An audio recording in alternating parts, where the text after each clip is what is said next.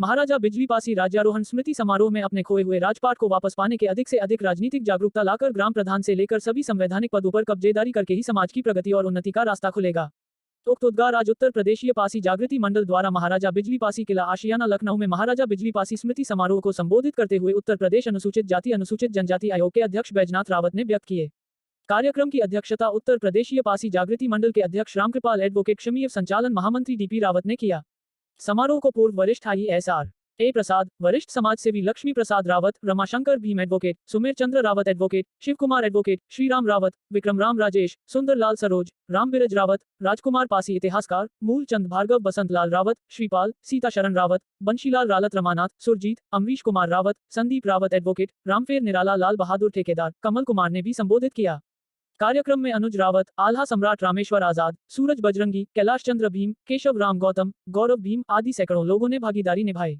बाबा साहब डॉक्टर भीमराव अंबेडकर, महाराजा बिजली पासी, महाराजा छीता पासी, वीरांगना उदा देवी पासी के चित्रों पर माल्यार्पण करके स्मृति समारोह प्रारंभ हुआ।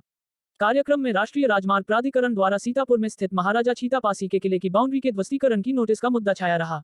क्रांतिपथ न्यूज और यूपी राजधानी न्यूज की टीम ने पासी जागृति मंडल के अध्यक्ष रामकृपाल एडवोकेट, मुख्य अतिथि बैजनाथ रावत, महाराजा छीता पासी किले की प्रबंध समिति के महासचिव मूलचंद भार्गव के सभी मुद्दों पर बात की। आशियाना में महाराजा बिजली पासी के किले पर मौजूद हैं और महाराजा बिजली पासी स्मृति हाल में आज महाराजा बिजली पासी का राज्यारोहण समारोह उत्तर प्रदेशी पासी जागृति मंडल के द्वारा मनाया गया। इस कार्यक्रम में अनुसूचित जाति जनजाति आयोग के चेयरमैन आदरणीय दादा बैजनाथ रावत जी मुख्य अतिथि के रूप में शामिल रहे। उत्तर प्रदेशी पासी जागृति मंडल के अध्यक्ष आदरणीय रामकृपाल जी, हम आपसे जानना चाहते हैं 6 अप्रैल को आप महाराजा बिजली पासी का राज्यारोहण क्यों मनाते हैं, 6 अप्रैल को क्यों मनाते हैं? इस तिथि का आप लोगों ने कैसे निर्णय लिया इस तारीख को राज्यारोहण मनाने का? ये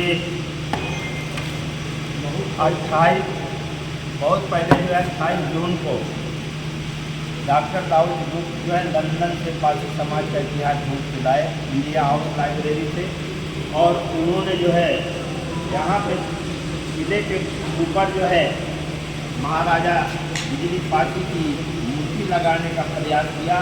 किले की पूरी जमीन जो है तमाम लोगों ने जो है अपने नाम दर्ज करा लिया था लेखपाल से मिल करके, और डॉक्टर दाऊद ग्रुप के जानने वाले जो है प्रधान थे किला गाँव के, पूरी जमीन को जो है लोगों ने जो है कब्जा कर रखा है, खेती कर रहे हैं, और इस पर जो है हम महाराजा बिजली पासी की मूर्ति लगाना चाहते हैं।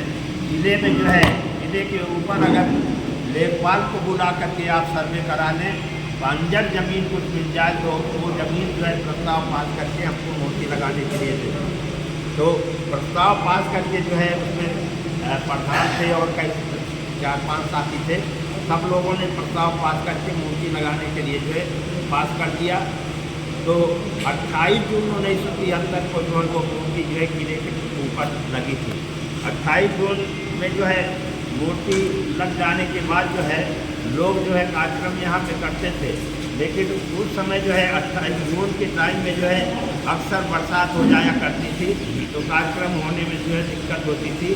तो लोगों ने ये तय किया, निश्चय किया, मीटिंग में ही तय किया कि हमको जो है आगे बढ़ा देना चाहिए, और 6 अप्रैल की डेट जो है उन्होंने निश्चित किया, और 1973 से ही जो है 6 अप्रैल का कार्यक्रम जो है लगातार यानी महाराजा बिजली पासी की मूर्ति की स्थापना को आप लोग महाराजा बिजली पासी का राज्यारोहण मानकर चलते हैं। पहले 28 जून को होता था, अब लगातार 6 अप्रैल को किया जा रहा है।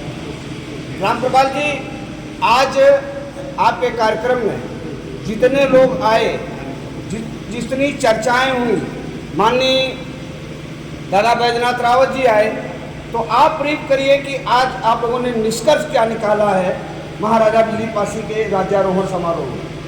अब जहाँ तक निष्कर्ष निकालने की बात है, ये प्रोग्राम तो ऐसा होता है कि इसमें कोई जो है तमाम लोगों की तमाम तरह की बातें आती हैं, तो निष्कर्ष निकालना तो बड़ा मुश्किल होता है। लेकिन कुछ संदेश जैसे अभी चेयरमैन साहब ने जो है लोगों को दिया, और हम लोगों से भी यही निवेदन कर रहे हैं कि अगर सत्ता आपके हाथ में होगी तो जो भी जो है आप चाहेंगे वो कर लेंगे, अपने धरोहर को भी बचा लेंगे।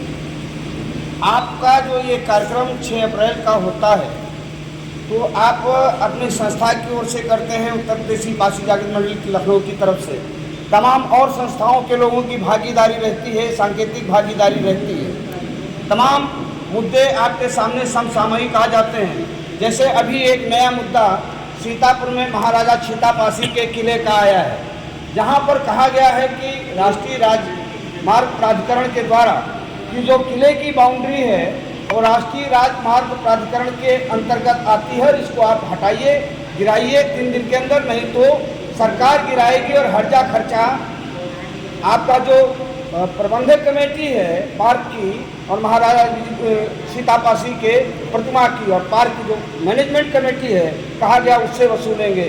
क्या कहेंगे इस पर, क्या रणनीति रहेगी आपको? इस पर जो है हम तो यही कहेंगे कि जैसे नोटिस जो दी गई है वो उस नोटिस का जवाब जो है शासन प्रशासन को हमको पत्राचार के माध्यम से दिया जाना चाहिए, और शासन प्रशासन के रुख को जानने के बाद जैसा आपने जो है वो किया, इससे जो है कोर्ट का भी सहारा लेना पड़ेगा। कोर्ट का सहारा देंगे, अच्छी बात है। वो जो ट्रस्ट है वो कोर्ट का सहारा देगा। समाज की तरफ से भी सरकार पर दबाव बनाने, देखिए मेरा बड़ा स्पष्ट विचार है कि आप लोगों का क्या मानना है कि किले की जो बाउंड्री है वो राष्ट्रीय राजमार्ग में है या जो किले की भूमि है उस पर सड़क बनेगी? किले की भूमि जो है, बाउंड्री जो किले की है वो सड़क की नहीं है, सड़क जो है बाहर है और पहले सड़क है, किले में सड़क, किले की भूमि पर सड़क है, किले की भूमि में सड़क है। और अगर जो है उसको राजमार्ग बनाना चाहते हैं तो उसके दक्षिण तरफ जो है काफ़ी स्थान छूटा हुआ है, उधर बढ़ करके जो है राजमार्ग बना सकते हैं, या जो है पारसी समाज के राजाओं महाराजाओं के इतिहास को मिटाने का भी बना सकते हैं। रामकृपाल जी, मेरा भी मानना है, मेरा भी अनुभव है मीडिया से जुड़े होने के नाते कि कोई भी राष्ट्रीय राजमार्ग तीर की तरीके से सीधा का सीधा नहीं जाता, जहाँ जहाँ ज़रूरतें पड़ जाती हैं वहाँ घुमाया जाता है। दादा बैजनाथ रावत जी भी अभी यहाँ मौजूद हैं, मैं उनसे भी जानना चाहूँगा दादा कि अगर ज़रूरत पड़ेगी तो क्या आप सरकार के स्तर पर इस तरह का दबाव बनाएंगे कि सड़क को अगर चौड़ा करना है तो दूसरी दिशा में यानी किले के दूसरी तरफ चौड़ा करने के लिए कुछ भी अधिग्रहण करना पड़े, कुछ भी तोड़फोड़ करना पड़े, कोई भी मुआवजा सरकार को देना पड़े, लेकिन किले की बाउंड्री नहीं टूटनी चाहिए? सरकार के स्तर पर आप कुछ ऐसी कार्रवाई सुनिश्चित करने का काम करेंगे? राजमार्ग के चौड़ीकरण का जहाँ तक सवाल है, अभिमानक को नहीं मिटाया जाता जी, इतिहास को नहीं मिटाया जाता जी, सड़कें दाएँ बाएँ की जाती हैं। जी, बहुत बहुत बहुत धन्यवाद। ये बहुत अच्छा हम आदरणीय बैजनाथ रावत जी चेयरमैन हैं, और आपका भी मानना है कि स्मारकों को नहीं तोड़ा जा सकता है, सड़क को इधर उधर किया जा सकता है, तो आप अपने स्तर से क्या कुछ ऐसा कदम उठाने जा रहे हैं कि आपका किला सुरक्षित रहे? हम अपने सेवाओं में रहेंगे, हम उसको संज्ञान में लेंगे और NHI को हम नोटिस भी जारी करेंगे और सरकार से भी हमें परीक्षा करेंगे। ये पासी के सम्मान और सम्मान का विषय है, और महाराजा छीतापासी वो व्यक्ति जात के नहीं है, हमारे राष्ट्र की धरोहर है, और अगर टूटा तो राष्ट्र की धरोहर टूटेगी। इसलिए सड़क को मोड़ा जाए या वहाँ पर खतरे की जाए, लेकिन तो किले में हाथ न लगाया जाएगा, हाथ लगाया जाएगा तो पासिया आंदोलित होगा और इसके बुरे परिणाम आएंगे। भारत के महामंत्री, भारत जो मैनेजमेंट कमेटी है उसके महामंत्री मूलचंद भार्गव जी मौजूद है।